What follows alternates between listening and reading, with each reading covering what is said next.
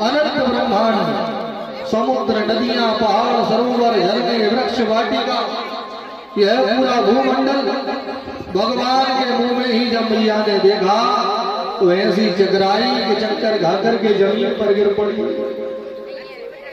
वो जैसे ही मूर्छा भंग हुई तो हाथ जोड़ करके बैठे, कहा प्रभु मुझे क्षमा करो, मैं तो आपको अपना बेटा मान रही थी, लेकिन आज मुझे ज्ञान हुआ कि आप किसी के बेटा नहीं हो बल्कि जगत के माता पिता हो। मैं तो कभी कान पकड़ के डांट देती हूँ, कभी छड़ी लेके मार भी देती हूँ, मैं आपको पहचान नहीं पाई थी, आज पहचान गई। प्रभु मैं गांव की गवारे हूँ, आपका पूजा पाठ ध्यान योग समाधि तप ये सब मुझे नहीं आता। स्वाभाविक है मैंने गलती भी की होगी, तो आप तो भक्त वत्सल हो, आप तो दीन बंधु हो, आप तो दीनानाथ हो, हे नाथ मेरी गलतियों को क्षमा करो। कन्हैया घबराए कि ये मैया क्या बोले जा रही है, क्या गड़बड़ी हो गई। तुरंत योग माया को बुलाया, देवी जी ये क्या गड़बड़ी कर दी तुमने, मैया को हमारे स्वरूप का बोध करा दिया। अरे मैया नित्य नित्य जो हमको माखन मिश्री खिला रही है सब बंद कर देगी, दिन भर हमारे सामने हाथ जोड़कर ही बैठी रहेगी, पूरा आनंद भंग हो जाएगा, ये तुमने ठीक नहीं किया। तो तुरंत योग माया ने मैया की आंखों में वात्सल्य का पर्दा डाला, तो जो भी देखा था मैया सब भूल गई। और पुनः वो घुलवा के देखा मिट्टी नजर नहीं आई, तो हाथ पकड़ के घर ले गए। एक यहाँ बड़ी ध्यान देने वाली बात है, ब्रज की जो माटी है वो साक्षात भगवान का प्रसाद है। ठाकुर जी ने अपने हाथों से ब्रज की मिट्टी का भोग लगाया है, ब्रज की माटी का भोग भगवान ने स्वयं अपने हाथों से लगाया, इसलिए ब्रज की माटी ठाकुर जी का प्रसाद माना जाता है। जब हम लोग जाते हैं वृंदावन गोवर्धन यमुना तट पे, तो ब्रज रज को उठा उठा के अपने माथे से लगाते हैं, ब्रज रज को प्रणाम करते हैं, ब्रज रज में लौट रहे हैं संत महात्मा। क्यों? क्योंकि यही वो रज है जिसके स्वाद को भगवान ने भी चखा है। आप अगर वृंदावन गए और आपने दो काम नहीं किए तो आपका वृंदावन जाना फिर किसी काम का नहीं रहा। रमण रे तिले त्यो नहीं कियो न जमुना पार, रे मन तू समझो नहीं ब्रज को तत्व महान। वृंदावन में जाकर के ब्रज रज में अगर आपने लोट नहीं लगाई, ब्रज रज को अपने माथे से नहीं लगाया और यमुना जी के जल से आचमन नहीं किया, तो आप वृंदावन के तत्व को अभी समझ नहीं पाए।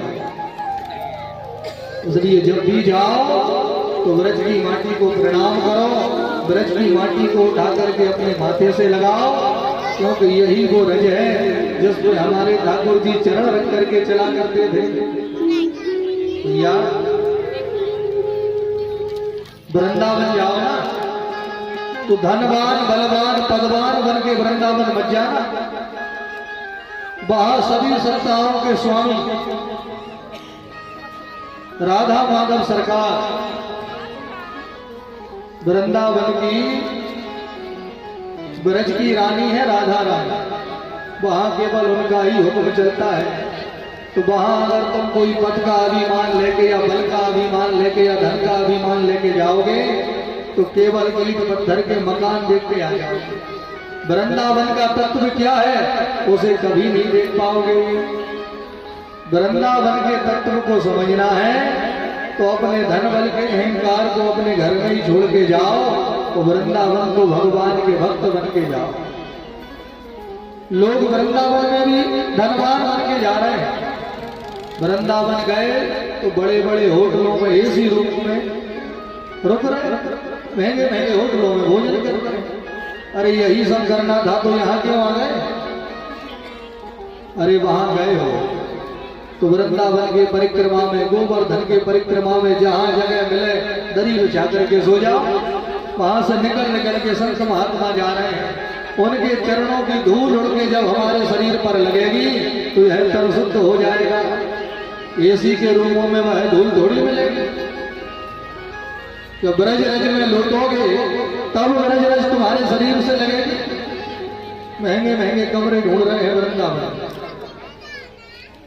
भैया शाम को बिहारी जी के दर्शन करके निकल जाओ जहां ब्रजवासी रहते हैं, और किसी ब्रजवासी के घर के सामने खड़े होकर हाथ जोड़ के कहो भैया हम बहुत दूर से आए हैं, आपके घर का जो भी जूठा मीठा बचा हो थोड़ा सा प्रसाद हमें ला करके दे। ब्रजवासियों के घर के अन्न का अगर एक टुकड़ा भी तुम्हें प्राप्त हो गया तो मानो भगवान का प्रसाद ही तुम्हें मिल गया। जो लड्डू पेड़ा का हम भोग लगा रहे हैं असली प्रसाद वो नहीं। अरे पेड़ा के भोग तो लोग इसलिए लगाते हैं क्योंकि पेड़ा हम लोगों को पसंद आते हैं। असली प्रसाद तो ब्रजवासियों के घर का वो भोजन है, वो अन्न है। अगर उसमें से एक दाना भी हमें मिल गया तो मानो ठाकुर जी ने हम पर कृपा कर दी।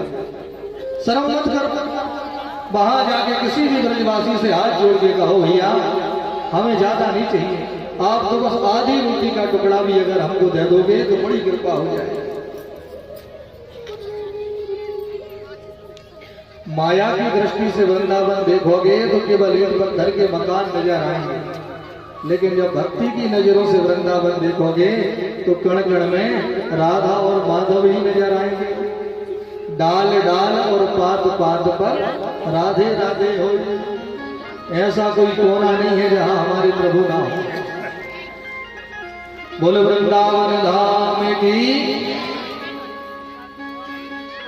एक बार भगवान ने यशोदा मैया के सासू मां के समय की रखी हुई मटकी को फोड़ दिया। मैया ने कहा पहले बाहर उधम करता था अब घर में भी करने लगा। ठहर जा, अभी बता रही है। छड़ी लेकर के मैया कन्हैया को मारने दौड़ी, आगे आगे कन्हैया और पीछे पीछे यशोदा मैया। तो बुढ़ापे का शरीर कितना भागती मैया, तो मैया से भागते ना बने। कन्हैया समझ गए मैया और नहीं दौड़ पाएगी, तो खुद ही धीरे धीरे भागने लगे। जल्दी से पकड़ लिया मैया ने। क्यों रे लाला अब भोड़ेगा मटकी। मैया घर में ले आए, ऊखल से चिपका के कन्हैया को खड़ा किया और एक बहुत बड़ी रस्सी ला करके भगवान को बांधने लगी। इतनी बड़ी रस्सी से जब भगवान को बांधा तो इतनी बड़ी रस्सी भी 2 अंगुल कम पड़ गई। मैया ने कहा गागन घाघा करके बहुत मोटे हो गए, ठहर जाओ मैं दूसरी रस्सी ला रही। एक और रस्सी ले आई, दोनों रस्सियों को आपस में जोड़ के फिर बांधा तो फिर 2 अंगुल कम हो गई। रस्सियों पे रस्सियां बांधती चली जा रही है मैया, लेकिन ये 2 अंगुल की दूरी नहीं मिटा पा रही है। इतनी बड़ी रस्सी 2 अंगुल कम क्यों पड़ रही है? इसके 2 कारण हैं। पहला, भगवान की 2 शक्तियां होती हैं, एक ऐश्वर्य शक्ति और दूसरी माधुर्य शक्ति। ऐश्वर्य शक्ति कह रही है ये जगत के मालिक जगदीश्वर है, इन्हें कोई बांध नहीं सकता।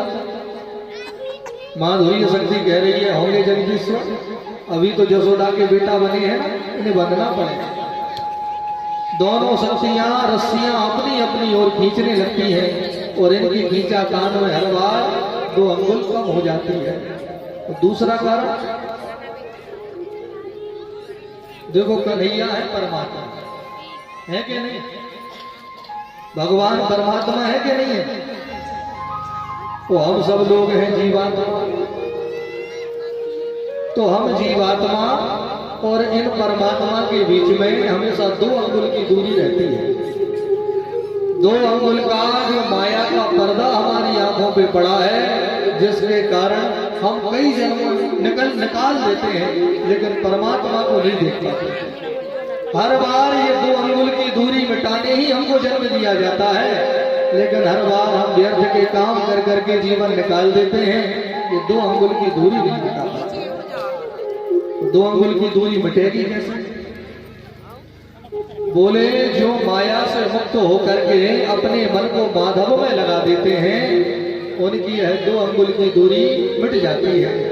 और जो माया में ही बने रहते हैं उनके जीवन में तो हमेशा ये 2 अंगुल की दूरी भी बनी ही रहती है। तो भैया अपने जीवन में हमको ये 2 अंगुल की दूरी को मिटाना है। मरने के पहले हमको माया से मुक्त होना है। तो माया से मुक्त होने के लिए क्या करना पड़ता है? बोले घर छोड़ने की जरूरत नहीं है, रहो घर में, लेकिन घर के होकर के मत रहो, घर में भी भगवान के होकर के रहो। जैसे ही उत्तरार्ध प्रारंभ हुआ, बेटा बेटी का विवाह हुआ कि अब घर गृहस्थी से मन को थोड़ा हटा, अब तो दोनों समय 2-2 रोटी से मतलब रखो और खूब राधा राधा जपो। बेटा क्या कर रहे हैं उनको करने दो, उनको परेशान मत करो। भाई तुम्हारे बाद सब उनको ही संभालना है, तुम्हारे रहते रहते भी संभाल लेंगे तो कौन सा तूफान आ जाएगा। हाँ, उन पर नजर रखो, कुछ उल्टा सीधा करें तो समझा दो, लेकिन उनमें ही ना फंसे रहो। बढ़िया प्रेम से भोजन करो और आनंद से भजन करो। तो ये 2 अंगुल की दूरी, हाँ सिर तो सब हिला रहे हैं लेकिन हम जैसे जानते ही नहीं। जितनी उम्र बढ़ती है उतनी माया ज्यादा चिपकती है, क्या हमको पता नहीं? भाई एक छोटा बच्चा होता है, मान लो 2 साल का कोई बेटा है, तो उसे केवल 10 रुपए की चिंता कि कैसे भी पिताजी से 10 रुपए की जुगाड़ हो जाए तो बढ़िया चिप्स के पैकेट खरीद लाओ। तो 2 साल की उम्र है तो 10 रुपए की माया लगी है, लेकिन जब वही बेटा 5 साल का हुआ तो अब 10 रुपए से बात नहीं बनेगी, अब तो 50 देने पड़ेंगे। और वही जब 10 वर्ष का हुआ तो 100 रुपए तक। और वही बच्चा जब बड़ा हो गया तो 100-200 से बात नहीं बन रही है, अब तो मेला देखने जाएंगे तो 1000 रुपया ले जाएंगे। अब महाराज विवाह हुआ तो हजारों से बात फिर लाखों में पहुंच गई। जितनी उम्र बढ़ती चली गई उतनी माया ज्यादा चिपकती गई, जितनी उम्र बढ़ी उतनी इच्छाएं बढ़ी, जितनी इच्छाएं बढ़ी उतना ही माया ने हमको पकड़ा। तो कह तो रहे हो कि हाँ महाराज बुढ़ापे में है माया, लेकिन हम जानते हैं जितनी उम्र बढ़ती है उतनी माया ज्यादा पकड़ती है। अरे हमने मेहनत कर करके घर बनाया, धन कमाया, ये सब लुटाए जा रहे हैं तो भजन नहीं हो रहा, पेटों को ही देखेंगे, ये सब बर्बाद कर देंगे। तुम कितने दिन बचा लोगे? अगर उन्हें बर्बाद ही करना है तो क्या तुम रोक लोगे? तुम्हारे भाग्य में जो होगा वो भगवान तुम्हें देंगे, उसकी चिंता मत करो। और जो तुम्हारे बेटों के भाग्य में है उसे तुम भी नहीं रोक सकते। तो भैया 7 पीढ़ी की चिंता मत करो कि हम मर गए तो हमारी 7 पीढ़ी का क्या होगा। अपनी चिंता करो कि मरने के पहले हम मन माधव में कैसे लगाएं, मरने से पहले मन माया से कैसे हटाएं, यही हमको करना है। बोलिए राधे राधे।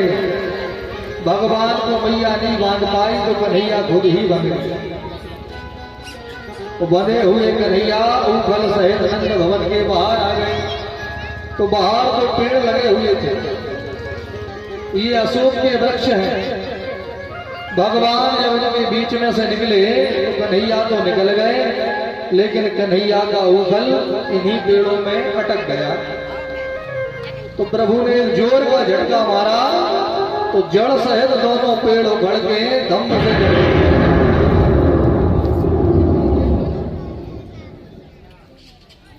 जैसे ही पेड़ गिरे तो पेड़ों की जड़ों से तो सुंदर सुंदर गंधर्व प्रकट हो गए।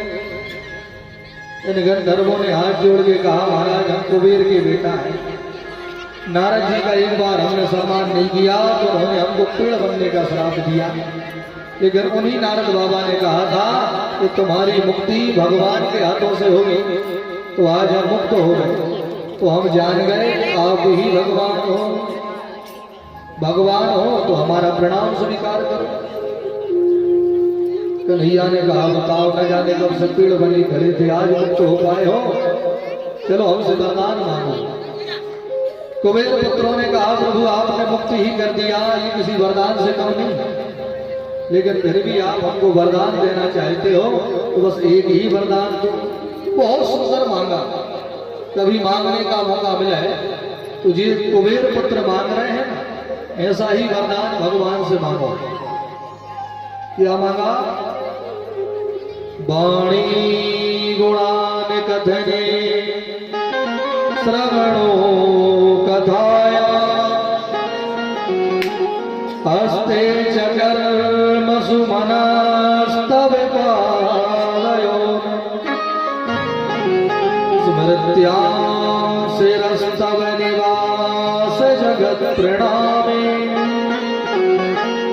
दृष्टि सतां दर्शने भवत्यनूना।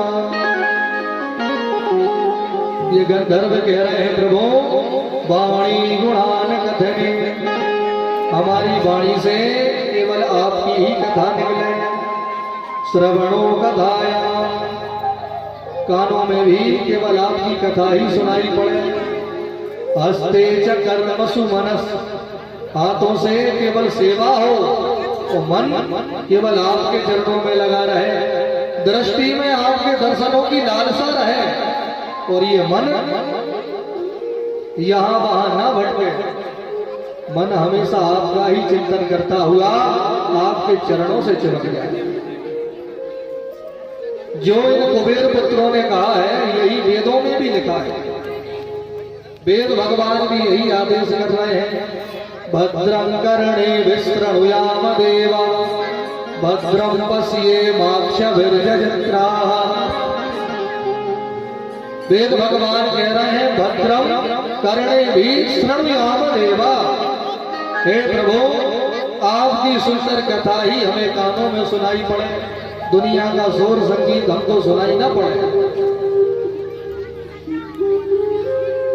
दृष्टि में आपके दर्शनों की लालसा रहे।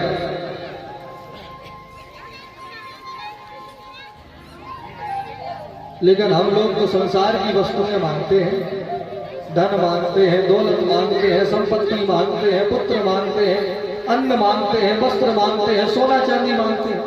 अरे भैया भगवान से ऐसा मांगो कि जिसे मांगने के बाद कभी कुछ मांगने की जरूरत ही ना पड़े। अन्न धन मांगोगे तो फिर भी मांगना पड़ेगा, बेटा बेटी मांगोगे तो जरूरी नहीं है उनसे सुख ही मिले, फिर भी कुछ मांगना पड़ेगा। तो भगवान से ऐसा मांगो कि जिसे मांगने के बाद कोई मांग शेष ही ना रहे और फिर कभी मांगना ही ना पड़े। बोलो क्या है ऐसा? बोले भगवान से भगवान को ही मांग लो। अगर भगवान से भगवान को मांग लिया तो फिर जीवन में फिर और कुछ नहीं मांगना पड़ेगा, क्योंकि जब सब कुछ देने वाले ही तुम्हारे हो जाएंगे तो फिर कोई मांग शेष ही नहीं रहेगी। इसलिए दुनिया की वस्तुएं मत मांगो, ठाकुर जी से कहोगे प्रभु बस आप ही हमारे हो जाओ।